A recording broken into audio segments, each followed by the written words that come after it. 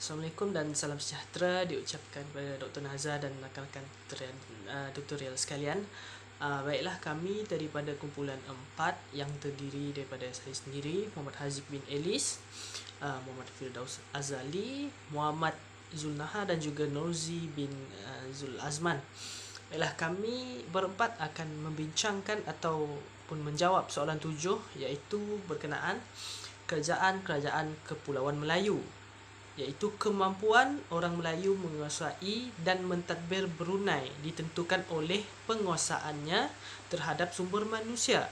Jadi kami akan membincangkan bagaimana kami boleh merumus dan menyokong pernyataan tersebut. Okey, saya mulakan dengan pengenalan. Negara Brunei Darussalam adalah sebuah negara Islam kecil di pantai barat laut Pulau Borneo yang terletak kira-kira 440 km ke utara Khatulistiwa. Sebelum kedatangan Islam, Brunei telah dikenali sebagai Kerajaan Poni yang dianggap bermula pada abad ke-16. Raja Brunei yang pertama ialah Alak Bertakhta yang juga bergelar Sultan Muhammad. Di samping itu, sesuai dengan nama Poni yang dikatakan dari pengaruh Cina sejak zaman Maharaja Taisong 976 hingga 997 Masihi lagi, dan sudah terdapat lawatan Brunei ke Cina. Untuk sistem pentadbiran, Sultan dibantu oleh Wazir, Cetera dan Menteri di peringkat pentadbiran kerajaan pusat, manakala di peringkat wilayah pula diagih-agihkan kepada Cetera, Pangeran, Menteri, Syarif dan seterusnya ketua-ketua kampung dan suku-suku kaum. Pelantikan ke atas semua jabatan ini mempunyai prosedur dan syarat-syarat yang tertentu yang telah ditetapkan menurut adat istiadat Kesultanan Melayu Brunei yang telah diwarisi sejak zaman berzaman. Walaupun kuasa tertinggi pemerintahan berada di tangan Sultan, tetapi dari segi praktikalnya, baginda tidak dikehendaki menjalankan pentadbiran secara langsung atau bersifat holistik. Hal ini jelas menunjukkan bahawa Brunei mempunyai struktur pemerintahan yang teratur dan kuasa terbesar ialah Sultan. Untuk pernyataan tesis, kami bersetuju bahawa kemampuan orang Melayu menguasai dan mentadbir Brunei sememangnya ditentukan oleh penguasaannya terhadap sumber manusia. Okey, seterusnya saya akan menceritakan tentang bukti-bukti berlakunya penguasaan terhadap sumber manusia. Okey, yang pertama ialah bukti tersebut struktur pentadbiran. Okey, yang saya akan menerangkan tentang struktur pentadbiran di Brunei melalui institusi wazir. Okey, wazir merupakan individu yang mempunyai pengaruh politik, pengikutnya ramai dan memiliki kuasa ekonomi. Lantikan dari kalangan keluarga terdekat Sultan ke atas jawatan wazir diharapkan akan dapat menyatukan kembali serta menambah lagi keakraban antara keluarga diraja Brunei yang pernah berlaku perpecahan di kalangan mereka. Kumpulan wazir adalah sama terdiri daripada Pangeran Bendahara, Pangeran Digadong, Pangeran Pemancar dan Pangeran Temenggung. Struktur institusi wazir yang dibantu oleh kriteria dan menteri digunakan dari abad ke-16 hingga abad ke-19. Struktur-struktur ini boleh dikatakan terus wujud di zaman pemerintahan Sultan Muhyiddin, Sultan Nasruddin, Sultan Kamaluddin, Sultan Muhammad Alauddin, Sultan Omar Ali Saifuddin dan Sultan Muhammad Tajuddin. Okey, berikut saya akan menerangkan tentang peranan wazir. Okey. Wazir yang pertama ialah Pangeran Bendahara. Di antara keempat-empat orang wazir ini, Pangeran Bendahara banyak memegang peranan dan tanggungjawab dalam politik dan pentadbiran kerajaan. Beliau merupakan penasihat utama kepada Sultan Brunei. Dari segi kedudukan, beliau merupakan kuasa yang lebih tinggi daripada pembesar-pembesar lain yang bertaraf wazir. Hal ini jelas apabila Pangeran Bendahara mempunyai kedudukan tertinggi dalam hierarki pemerintahan selepas Sultan. Beliau merupakan orang kedua terpenting selepas Sultan. Kedudukan Pangeran Bendahara seperti ini memang telah pun ada sejak abad ke-16 lagi. Maknanya sejak mula wazir diperkenalkan pada abad 16, Pangeran Bendahara telah ada pada waktu tersebut. Okay. Pangeran Bendahara lah salah seorang wazir yang selalu dibawa berunding berhubung dengan perkara-perkara yang bersangkutan dengan pentadbiran negara, seperti membuat keputusan politik berhubung dengan peperangan atau rundingan damai dan juga mengenai jajahan takluk Brunei. Seterusnya, Pangeran Bendahara menyelia dan memantau hampir semua hal ehwal negara. Jika di zaman moden, kedudukan Pangeran Bendahara ini boleh dianggap sebagai jawatan Perdana Menteri. Semasa ketiadaan Sultan atau ketika Sultan melawat ke luar negeri, maka Pangeran Bendahara akan ditugaskan sebagai pemangku Sultan untuk menjalankan pentadbiran negara. Menurut adat istiadat pelantikan Sultan Brunei, Pangeran Bendahara merupakan salah seorang calon yang berpotensi untuk menggantikan Sultan. Andai kata Sultan yang mangkat tidak mempunyai putera gahara atau waris-waris yang layak untuk menggantikan baginda, salah satu kuasa yang ada pada Pangeran Bendahara andai kata Sultan yang mangkat tidak mempunyai putera gahara atau waris yang layak untuk menggantikan baginda, maka baginda akan melantik Pangeran Bendahara sebagai pengganti beliau. Salah satu kuasa yang ada pada Pangeran Bendahara ialah melucut dan melantik wakil-wakil kerajaan di wilayah Brunei. Kuasa pentadbiran Pangeran Bendahara tidak cuma terbatas di peringkat kerajaan pusat, bahkan juga berlaku ke atas daerah-daerah di bawah kekuasaan Kesultanan Brunei. Misalnya pada abad ke-19, kita dapat lihat Pangeran Bendahara juga memainkan peranan sebagai ketua hakim dan ketua agama Islam. Peranan Pangeran Bendahara dalam melaksanakan pentadbiran undang-undang dalam Kesultanan Brunei juga tercatat dalam hukum kanun Brunei. Seterusnya, saya akan membincangkan ataupun menerangkan tentang peranan pangeran yang kedua, iaitu Pangeran Di Gadung. Pangeran Di Gadung merupakan wazir kedua tertinggi dalam pemerintahan Brunei. Biasanya orang yang menyandang jawatan ini akan dinaikkan ke jawatan Pangeran Bendahara andai kata tidak terdapat pengganti jawatan Pangeran Bendahara yang bersesuaian. Tugas utama ialah menjaga dan menyelia sumber kewangan dan hasil mansul negara yang diperolehi daripada pungutan cukai. Sebagai contoh, pada zaman pemerintahan Sultan Omar Ali Saifuddin II, Pangeran Abdul Mumin dilantik menjadi Pangeran Di Gadung. Pangeran Di Gadung pada masa itu bertanggungjawab mengawal masyarakat Kedayan dan Bisaya. Hal ini juga berkaitan dengan kutipan cukai. Justru kedua-dua kaum ini merupakan golongan petani yang banyak mengeluarkan hasil pertanian, terutama beras yang menjadi bahan makanan penting penduduk Brunei. Jadi pada tahun tersebut berlakunya kutipan cukai ke atas kaum Kedayan dan Bisaya kerana mereka mengeluarkan hasil pertanian yang banyak. Pangeran Di Gadung juga bertugas untuk mengawal stok ubat-ubatan dan peralatan senjata seperti meriam dan pelurunya. Seterusnya, saya akan bercerita tentang Pangeran Pemancar, iaitu wazir yang ketiga. Pangeran Pemancar merupakan wazir ketiga yang bertanggungjawab selaku pengurusi dalam apa-apa juga pemesyuaratan pembesar-pembesar Brunei. Beliaulah yang mengatur jadual pemesyuaratan. Beliau juga sebagai ketua tertinggi dalam pentadbiran hal ehwal dalam negeri dan adat istiadat, resam dan kanun negara Brunei. Beliau memegang jawatan sebagai jawatan wazir seperti Pangeran Pemancar bukan saja memiliki ciri karisma dalam kepimpinan, tetapi juga menguasai ilmu kebatinan dan ilmu mempertahankan diri. Berbanding dengan peranan pembesar-pembesar lain seperti Pangeran Bendahara, Pangeran Di Gadung, Pangeran Temenggung dan Pangeran Shahbandar, peranan Pangeran Pemancar boleh dikatakan kurang menonjol. Yang terakhir ialah Pangeran Temenggung. Pangeran Temenggung merupakan wazir keempat dalam susunan wazir-wazir Brunei. Pangeran Temenggung bertanggungjawab mengepalai angkatan bersenjata di kawasan laut. Sebab itu, beliau juga terkenal sebagai Raja di Laut.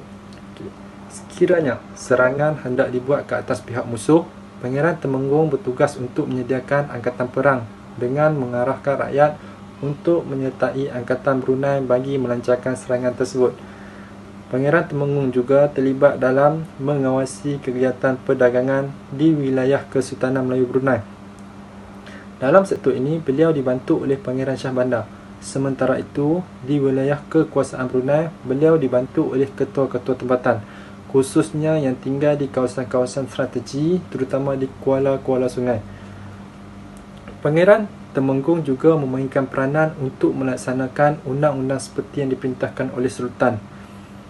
Peranan beliau dalam bidang ini ada terakam dalam hukum kanun Brunei. Pangeran Temenggung juga mempunyai tanggungjawab dalam pentadbiran agama Islam. Kita dapat lihatlah peranan Pangeran Temenggung ini mempunyai peranan yang besar dalam pentadbiran agama Islam. Secara keseluruhannya, secara kesimpulannya, oleh itu, berdasarkan perkara yang telah dibincangkan di atas, kita dapat lihat bahawa kuasa mentadbir dan menguasai Brunei ditentukan sendiri oleh Sultan di Brunei. Misalnya, Sultan atau Raja telah melantik golongan wazir dari kalangan keluarga terdekat untuk memperkuatkan pengaruhnya di Brunei. Ini jelas menunjukkan bahawa kemampuan orang Melayu untuk terus mentadbir Brunei akan dapat diteruskan. Dengan adanya penguasaan orang Melayu yang kukuh dalam struktur pentadbiran di Brunei, maka penguasaan terhadap sumber manusia akan dapat diteruskan sehingga kini. Kewujudan wazir yang dilantik oleh Sultan ini telah menyebabkan penduduk pribumi dikuasai sepenuhnya dan struktur pentadbiran menjadi lebih teratur. Baik, seterusnya ialah pemilikan tanah dan sistem serah.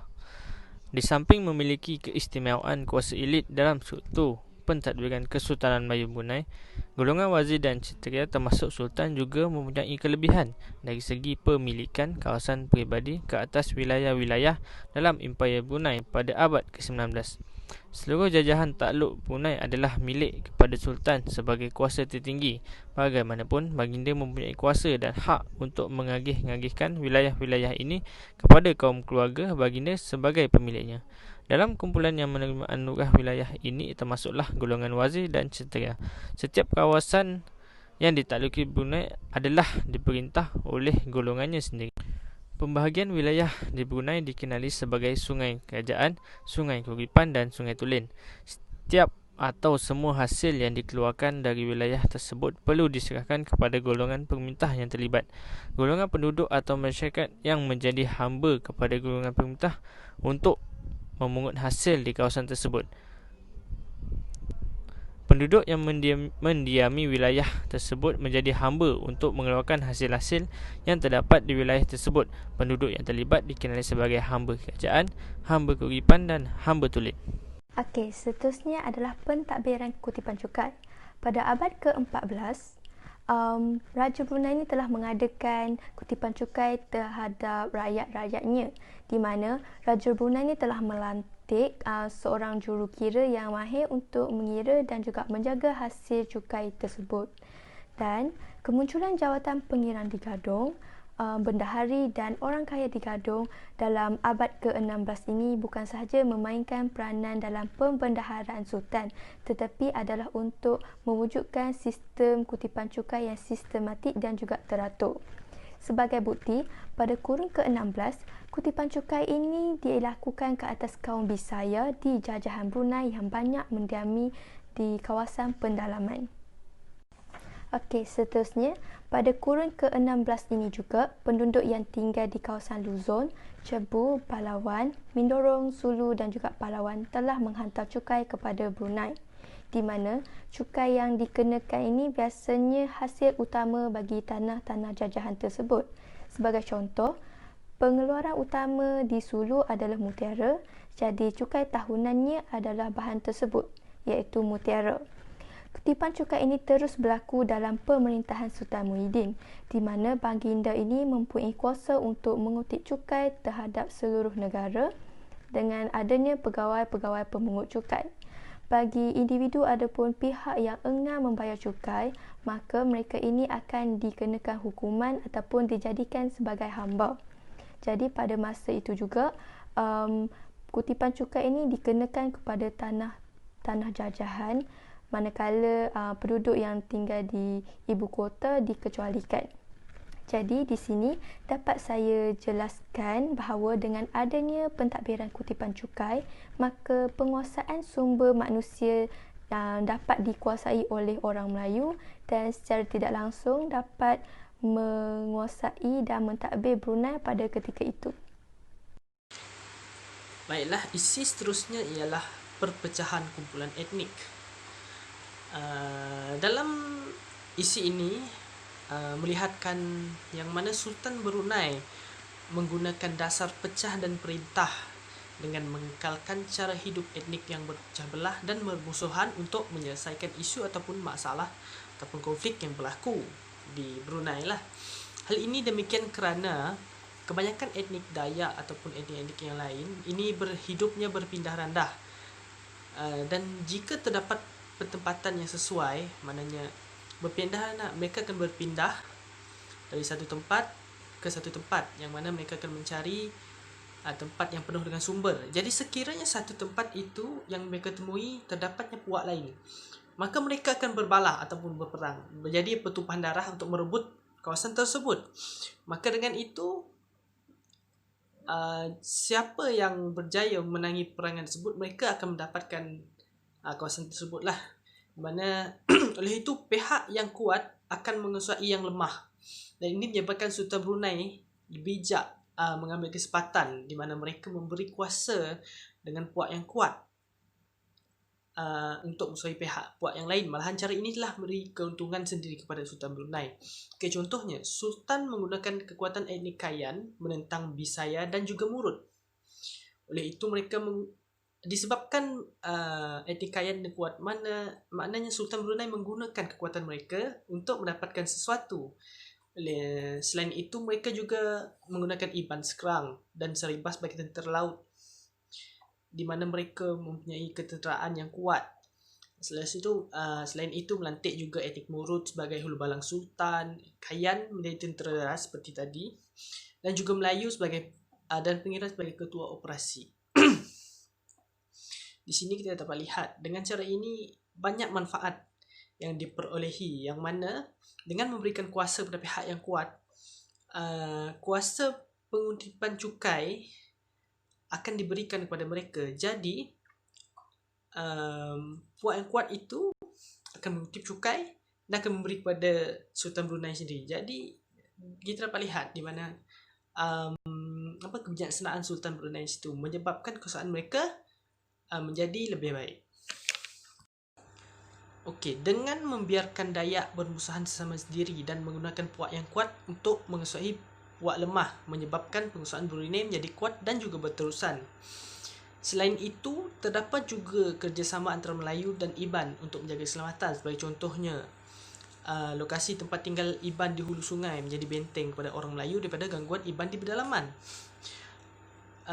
Penguasaan ini telah menjadi asas kepada pentadbiran feudal Brunei pada 15 hingga 19 Mei sebelum kedatangan Inggeris, mana dasar pecah belah ini digunakan oleh Sultan Brunei selama tempoh tersebut lah sebelum kedatangan Inggeris.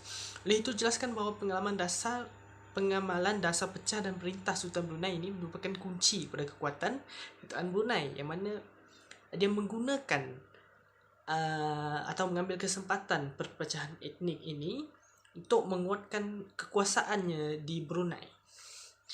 Terima kasih. Okay, kesimpulannya jelaslah bahawa Brunei mempunyai struktur pemerintahannya yang tersendiri. Dapat dilihat bahawa struktur pemerintahan ini dikuasai oleh orang Melayu. Walaupun terdapat banyak faktor mempengaruhi kemampuan orang Melayu menguasai dan mentadbir Brunei, namun jelas bahawa penguasaan terhadap sumber manusia merupakan aspek paling penting dalam kuasa pemerintahan Brunei ini.